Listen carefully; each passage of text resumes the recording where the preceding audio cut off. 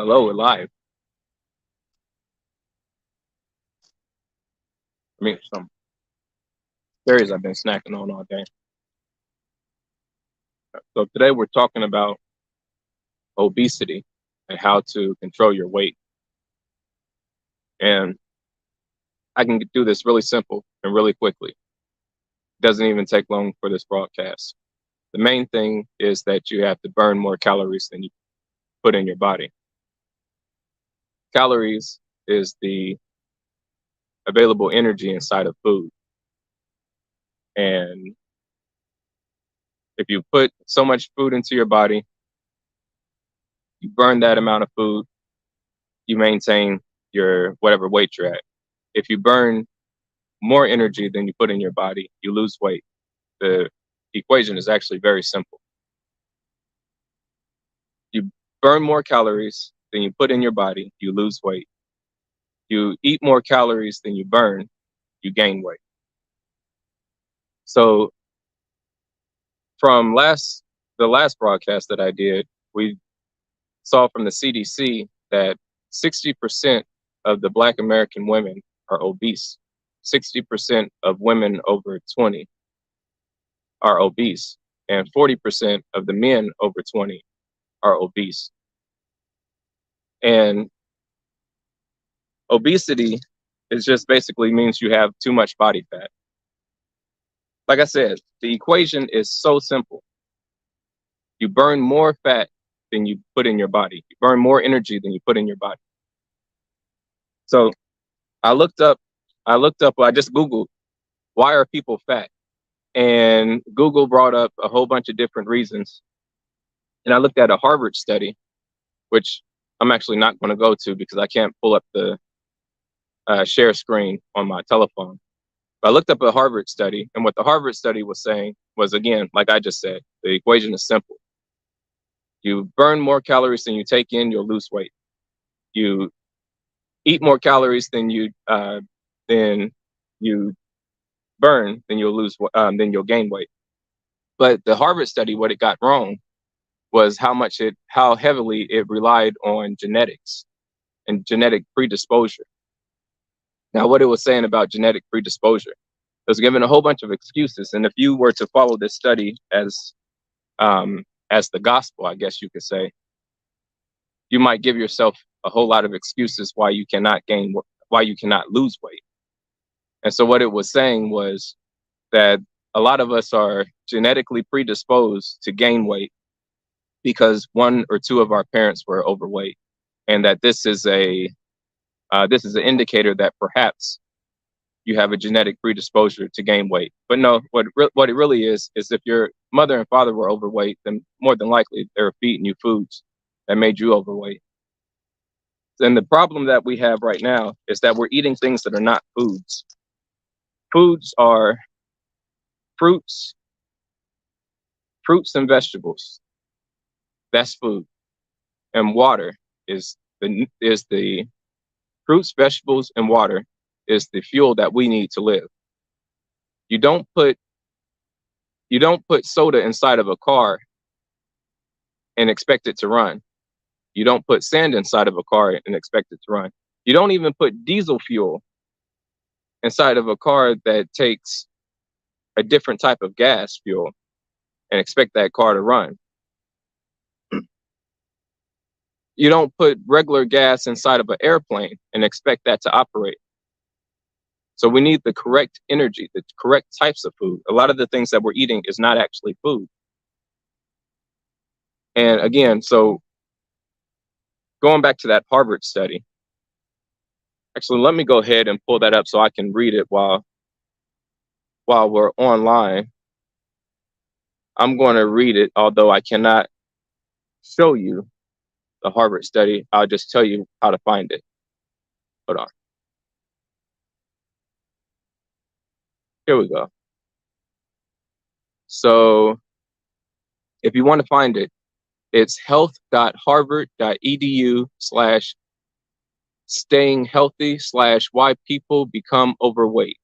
And that's why-people-become-overweight. And like I said, I don't even like this study. I think it's BS. The like I said, as simple as it is, eat more calories than you burn, you'll gain weight. So it starts off saying that everyone knows that some people can eat ice cream, cake, and whatever else they want and still not gain weight. At the other extreme are people who seem to gain weight no matter how little they eat. Why? What are the causes of obesity? What allows one person to remain thin without effort, but demands that another struggle to avoid gaining weight or regaining the pounds he or she previously lost? On a very simple level, your weight depends on the number of calories you consume, how many of those calories you store, and how many you burn up.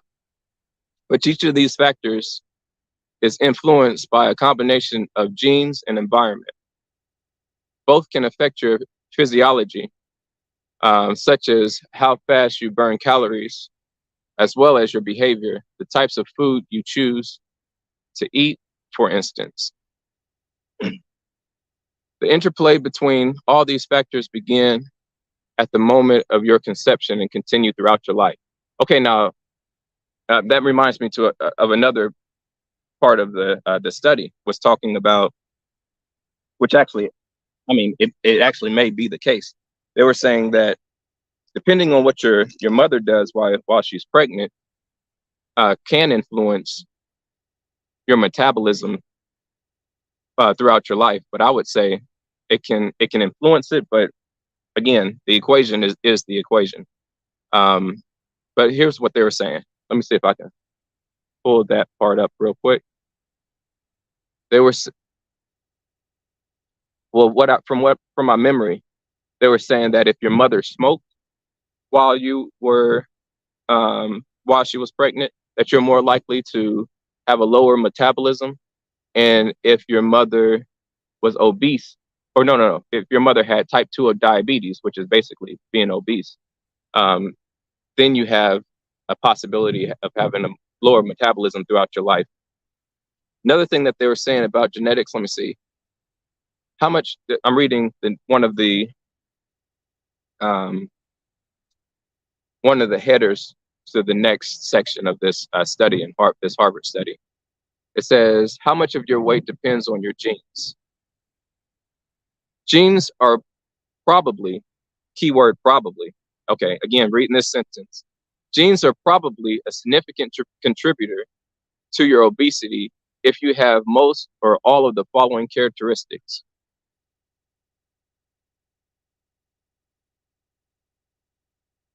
Again, reading those characteristics. You have been overweight for most of your life. One or both of your parents or several other blood relatives are significantly overweight.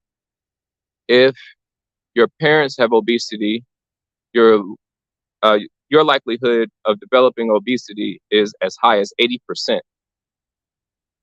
Another factor, you can't lose weight even when you increase your physical activity or stick to a low calorie diet for a few months or for many months. Okay, that's BS. If you increase your physical activity and you stick to a low calorie diet, the math is that you will lose weight. So it goes on, and the reason why they put this in here, I say, is because they're pushing for surgeries. And I know quite a few people. Excuse this noise, these sounds. I know quite a few people who, in order to lose weight, they had a surgery where you open up your stomach, you open up your belly, you get to the stomach, and then they cut out part of the stomach and they sew it back together. So now they call it shrinking your stomach. And then so what it's supposed to do, it's stupid. What it's supposed to do is it's supposed to not allow you to eat so much food. When really, if you just eat the right types of food, right? This is a cherry. If you eat cherries instead of donuts, if you eat fruits and vegetables instead of processed foods, then you'll lose weight. If you eat fruits and vegetables instead of meat, you'll lose weight. It's a very, very simple equation. It's Extremely simple. Drink water instead of the sugar drinks. All those sugar drinks, I've seen so many people get fat, mainly drinking sugar drinks. Not even from having a horrible diet outside of the sugar drinks. But if you aren't drinking water, then you're probably drinking something that's killing you. So let me continue with this. So it goes on to say, genes are probably a lower contributor for you if you have most or all of the following characteristics. You are strongly influenced by the availability of food. You are moderately overweight, but you can lose weight when you follow a reasonable diet and exercise program. You regain lost weight during the holidays after changing your eating habit or exercise habits, or at times when you or at times when you experience psychological or social problems. Okay. So this here, I've seen people who exercise but eat the wrong foods. So they gain muscle and everything looks shapely, right? But it's muscle and then fat over the muscle. But you're still fat and you're still overweight for these particular people because you're not eating you're eating something that's not a fruit or a vegetable, and you're drinking something that's not water. And so you can exercise, yeah, you can burn the fat, you can exercise and heat up your body, and that's what burns the fat. As they say, burn fat or burn the calories, which means you have to heat up your body. You have to do something physical and vigorously. You have to do something. You have to do some type of exercise in order to heat up your body so that you burn the fat. And another part of this study was saying that what happens is when you gain weight, your fat cells, all of us already have fat cells. So these cells that they call fat cells. And when you gain weight, the cells increase in size. They both increase in size and they multiply and create new fat cells. And then whenever you diet and exercise, those fat cells decrease in size. So it's like you're taking away what the fat cells eat. And I might be incorrect with my assessment on how fat cells work, but I think I am correct because I've done quite a bit of studying. When I was younger, I used to, at the age of 13, I was doing a lot of research in the physiology department over at U of L and working with the doctors there. And we were studying type 1 diabetes. And we cut up the rat. We killed, this is every day. We would induce a coma in the rat. We would cut the rat open and take certain organs out, and then we would hook it up to a machine and study. We would study how the organs reacted to certain chemicals being introduced into the solution that was running through the organs that we hooked up to the machine. Well, anyway, we were studying albino rats. Now I have a point to this. There was also a period of time in that same time period where I was studying cancer cells of these birds that migrated, and they were landing in this certain polluted pond and having deformed children and everything like that. But they were developing cancer, and so we were studying that. So I started studying, what is cancer, and what's going on with diabetes.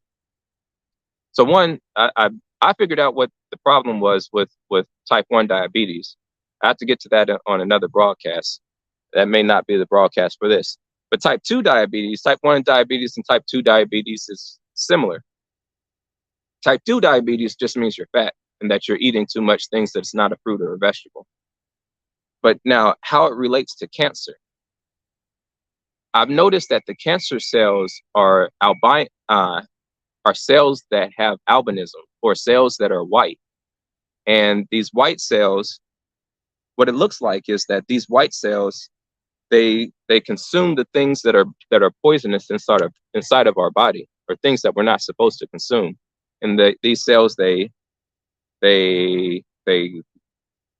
cluster around. There'll be several cells will cluster around whatever is not supposed to be in the body. They'll ingest it, the thing that's not supposed to be in the body, and then the cell will kill itself in order to kill this thing that's inside of it. Well, not this. This is something that's supposed to be in your body. But let's say if this was something that you've eaten that wasn't supposed to be in your body. They consume it, they die, or they just consume it and and they store somewhere in your body, and they'll go and find a resting place, probably in your stomach area, but just somewhere wherever they can't move anymore, because they like clump up, and they become a ball of something, a ball of white cells, and then they get stuck somewhere, and then you get a whole bunch of those, and that's what they call cancer. Is when you have these white cells, they end up being deposited into one area of the body wherever, and it can't move because it's like a clog or whatever, and then they become more and more and more and more. But then what happens is these cancer cells, okay, some of them die, but some of them live. It's a weird thing, but then what they do is this lump of cells will attach to somewhere in your body, and then it will create a vascular system through those cells into the rest of the body, and then so it's being fed constantly. And it's like fat cells work something similar, I think. And you have to starve out those fat cells, or those cancerous cells, or those bad cells, the cells that are consuming things that we are not supposed to consume, that are containing the problem, so that it doesn't spread throughout our body. Now, I could be incorrect in what I'm saying, but I don't think so. And so you have to starve out those cells, and not give it the foods that they're consuming, but they're consuming it in order to save you, right? So in order to starve them out, you stop eating the processed foods, like chips. Okay, like chips, like donuts, like pizza, like the different meats that we eat. Like, again, if it's not a fruit or a vegetable, and these fruits are pretty good. You can get full off these fruits. If it's not a fruit or a vegetable, then it's likely killing you, or it is killing you. Let me go and continue with this study. Again, I'm reading from a Harvard study. If you want to look it up, it's health.harvard.edu/staying-healthy/why-people-become-overweight. And the name of the study is Why People Become Overweight.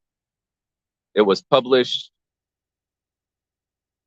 June 24th, 2019. I want to continue with some of the other things they mentioned here. Okay, now it goes to, now this was interesting, what they call thrifty genes. Hold on, how much of your weight depends on your genes? We read that.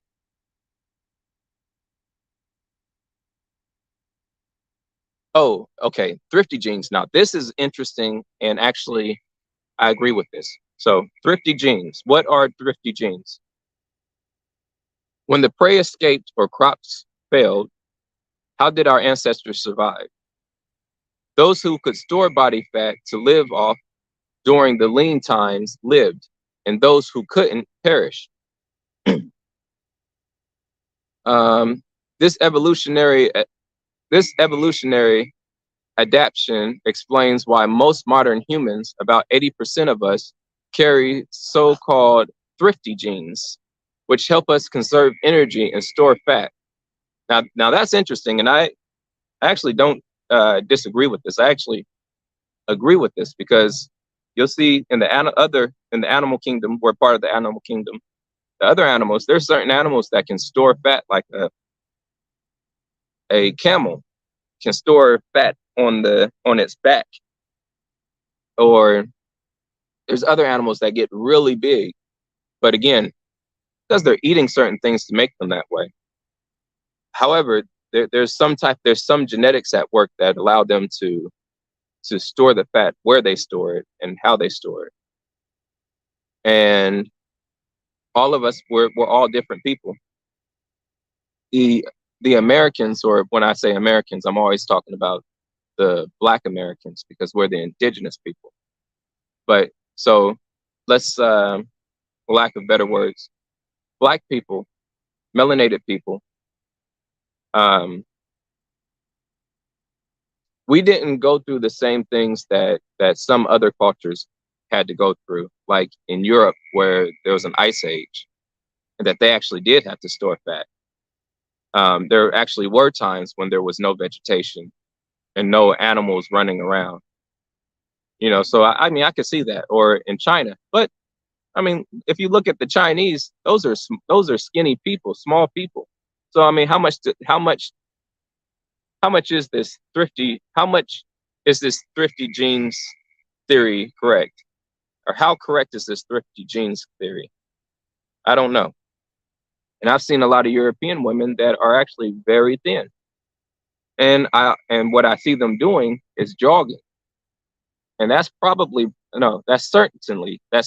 what's making them thin. They're jogging, they're exercising, and they're eating fruits and vegetables and drinking water. Okay. Let me finish what they're reading, what they were saying. Today, of course, these thrifty genes are a curse rather than a blessing. Not only is food readily available to us nearly around the clock, we don't even have to hunt or harvest it. In contrast, people with a strong genetic predisposition to obesity may not be able to lose weight with the usual form of diet and exercise therapy. Bullshit. I'm going to keep reading. Even if they lose weight, they are less likely to maintain the weight loss. For people with a strong genetic predisposition, sheer willpower is ineffective in countering their tendency to be overweight. Bullshit. I'm going to continue reading. Typically, these people can maintain weight loss only under a doctor's guidance. They are also the most likely to require weight loss drugs or surgery, which is what they were trying to get to. They're just advertising for these doctors to cut you up and kill you. The equation is if you eat less calories than you burn. Hold on. If you eat less calories than the amount of calories that you burn, then you'll lose weight. If you eat more calories than you burn, then you'll gain weight.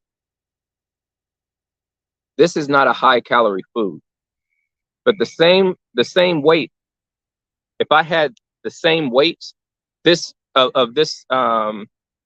cherry in a chip, if I had the same weight of chips that this cherry, the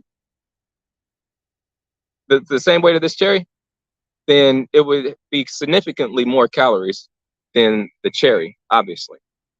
And maybe it's not I don't think it's actually that obvious because they're small. You just don't think that it will make you fat. But yeah, if it's a processed food means it's not a fruit or a vegetable. It's not one of these things. It's not a fruit or a vegetable. And that it was changed from whatever its original state was. It was changed into something that can be stored. The types of fruits that you want to eat are the watery fruits. See, look at that. Can you see the water falling out?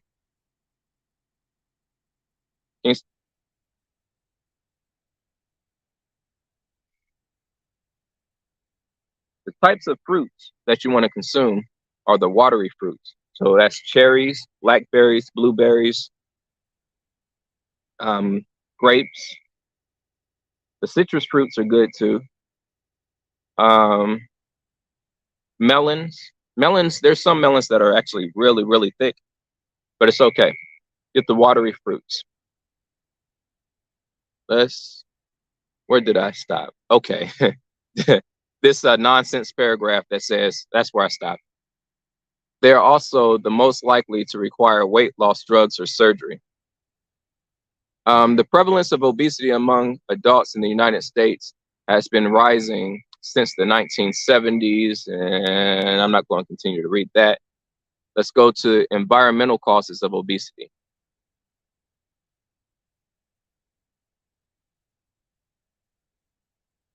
Trying to remember what I had read from this. Okay, it's just saying that people exercise too little. They eat too much and they exercise too little. Okay, genetic factors, excuse me. Genetic factors are forces inside you that help you gain weight and stay overweight. Excuse me, let me read that again. Genetic factors are the forces inside you that help you gain weight and stay overweight. Environmental factors are the outside forces that contribute to these problems. They encompass anything in our environment that make us more likely to eat too much or exercise too little. Taken together, experts think that environmental factors are the driving force of the cause of obesity and its dramatic rise. Of course, environmental, that just means that let's continue reading. Environmental influences come into play very early, even before you're born. Researchers sometimes call these in utero exposures fetal programming. Babies of mothers who smoked during pregnancy are more likely to become overweight than those whose mothers did not smoke. The same is true for babies born to mothers who had diabetes. Researchers believe these conditions may somehow alter the growing baby's metabolism in ways that show up later in life. That's interesting. I don't debate that one. After birth, babies who are breastfed for more than 3 months are less likely to have obesity as adolescents, compared with infants who are breastfed for less than 3 months. Okay, childhood habits often stick with people for the rest of our lives. Kids who drink sugary soda and eat high calories. I'm gonna read that again. Kids who drink sugary sodas and eat high calories, processed foods, develop a taste for these products and continue eating them as adults, which tends to promote weight gain. Now I'm going to modify that. It certainly causes weight gain. It doesn't tend to promote weight gain. I'm going to keep reading. Likewise, kids who watch television and play video games instead of being active may be programming themselves for a sedentary future.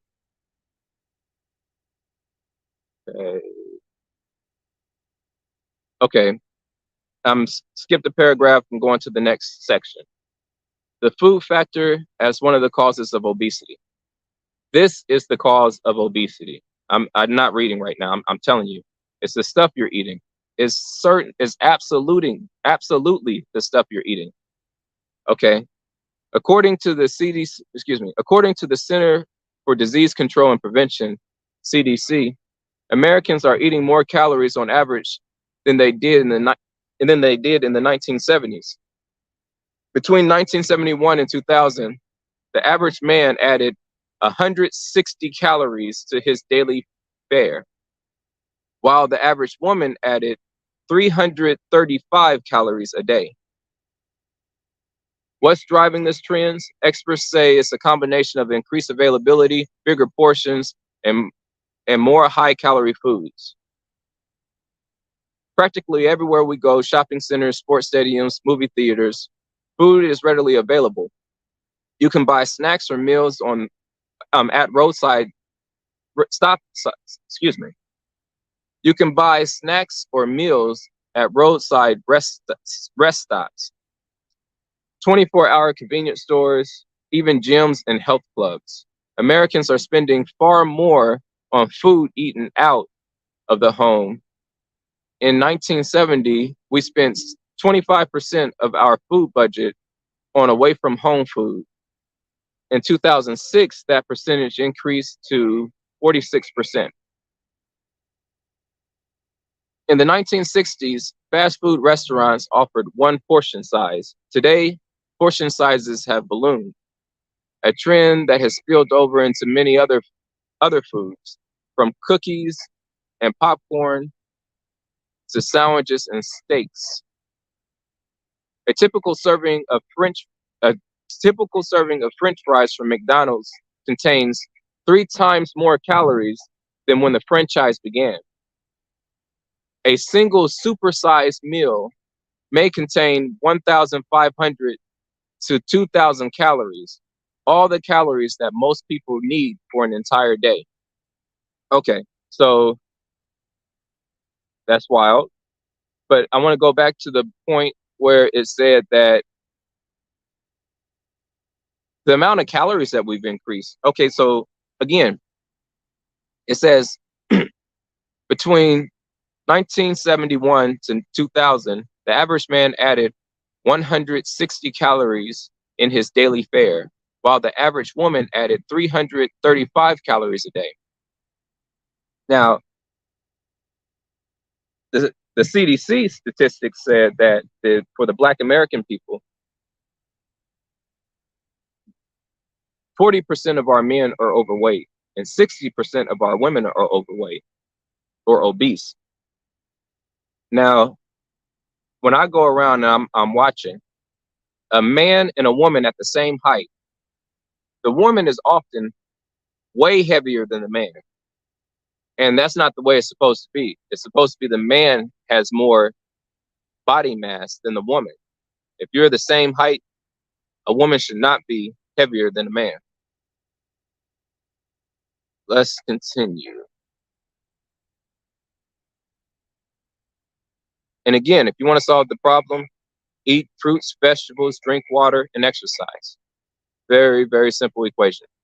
Talking about the equation. The next section, the exercise equation. The government's current recommendation for exercise calls for an hour of moderate to vigorous exercise a day, but fewer than 25% of Americans meet that goal. And they mean fewer than 25% of the people living inside of America meet that goal. Now, much fewer Black Americans or true Americans meet that goal of an hour of vigorous exercise. Okay. Our daily lives don't offer many opportunities for activity. Children don't exercise as much in school, often because of cutbacks in physical education classes. Many people drive to work and spend much of the day sitting at a computer terminal. Because we work long hours, we have trouble finding the time to go to the gym, play a sport, or exercise in other ways. Instead of walking to local shops or toting shopping bags, we drive to one-stop mega stores where we park close to the entrance, wheel our purchases in a shopping cart, and drive home. The widespread use of vacuum cleaners, dishwashers, leaf blowers, and a host of other appliances take nearly all of the physical effort out of daily chores and can contribute as one of the causes of obesity. And then the next section says the trouble with TV and sedentary snacking. The trouble with TV sedentary snacking. It basically is saying that people watch TV and they eat while they're watching TV, and then the foods that they eat are high calorie foods that are not fruits and vegetables. Then the next section is about stress and related issues. I'm not going to read that. It's basically saying people get stressed, they eat when they get stressed, and there's some type of study that says that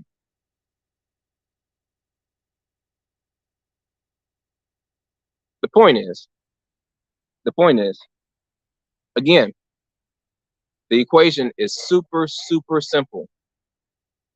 You eat fruits and vegetables, and you drink water. You burn more calories than you take in. Like I said, this is a quick broadcast. There's not much to it. You ever heard of a fruitarian? I don't know that people should do it, but there's some people who survive solely off of fruits. I mean, I would add some vegetables to it. There's people who, well, like I said, you can eat fruits and be full for the day. Look how many cherries I ate today. And that wasn't even, that was just a few hours of the day. I just bought these cherries a few hours ago. I ate some plums. I did eat some what do you call them, raisin cookies. I shouldn't have done that. What do you call them, oatmeal raisin cookies? I did it, but whatever. I drank a whole bunch of water. I ate other foods, but that was my last meal before this broadcast. Like I said, you can be very full eating fruits. So I like cherries, I like blackberries, I like blueberries, I like the melons, watermelon, I like cantaloupe, I just purchased some cantaloupe.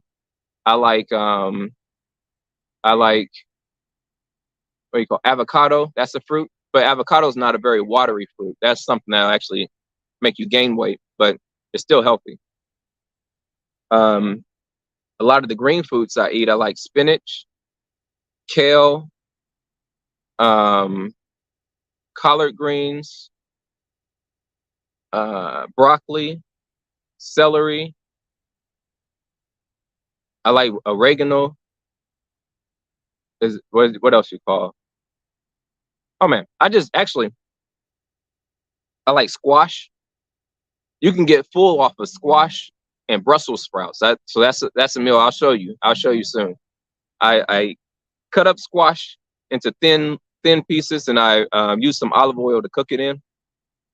I guess you would call it sauteing. And then I cook some Brussels sprouts. I cut that up into like halves or fourths, and sauteed in some olive oil. I'll mix those together. I'll cook some broccoli. I'll cook a whole bunch of vegetables and basically make like a vegetable soup. But the base is the base is, what did I just mention? Squash. And that stuff is actually really good, and it'll keep you full for the day. And then eating a whole bunch of watery fruits and vegetables. Eat fruits and vegetables, drink water, you'll lose weight. Very, very simple concept. All right, so that's the end of the broadcast. If anybody wants to leave a comment, wants to get on the cam, if anybody has anything else to contribute, I'll give a few moments for that. I'll talk a little more to give people an opportunity to, if you do want to send a comment or to get on the cam, I always welcome you to get on your camera and speak with me, dialogue, so that people can see us dialoguing and adding value to the stream. Again, I love cherries. I ate this much today. I'm kind of full. All right, doesn't look like anybody's saying anything, but I do see a couple people here. But all right, I will go ahead and end this broadcast and thank everybody for coming out.